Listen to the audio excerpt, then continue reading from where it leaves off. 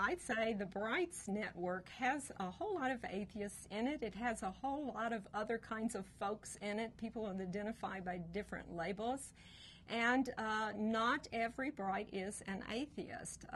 I think that there are examples of atheists who wouldn't be Brights because they don't have really a naturalistic perspective themselves. They have other concepts that have supernatural or mystical, usually, components in the way they think about how the world works, and so they wouldn't qualify as a Bright. So I would say pretty clearly not all Brights are atheists, and not all atheists would be Brights. I think the Brights have contributed a lot to just the whole idea of coming out as someone who does not believe in the supernatural. And again, a lot of people have those beliefs. They don't know it's okay to say those beliefs out loud, but they do know that, it's immoral or wrong to be an atheist, or they have a certain stigma about the word humanist or secular humanist.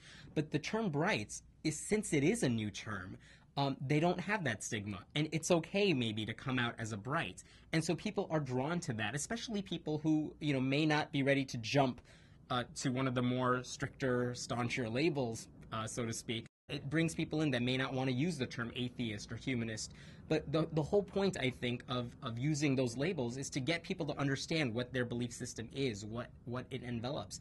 And the Brights have done a wonderful job of bringing people into that fold who may otherwise have not wanted to because of what they heard about those terms in the past.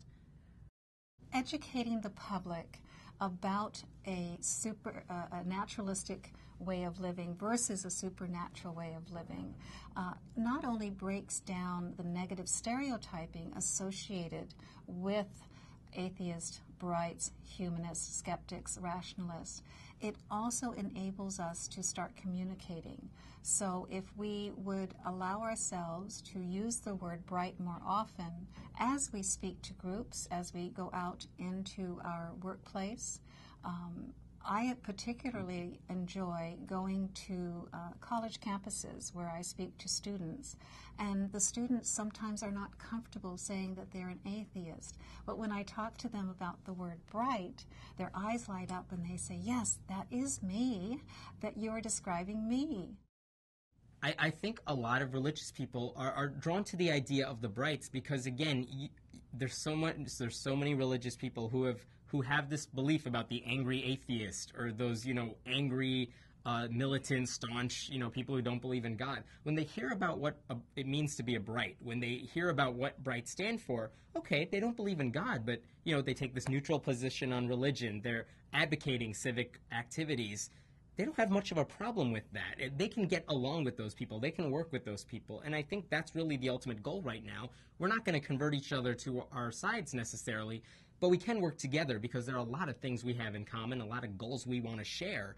And I think they're really drawn to that term much more than they would say a group of atheists. People are cautious about, associating with those groups. That's not happening with the Brights.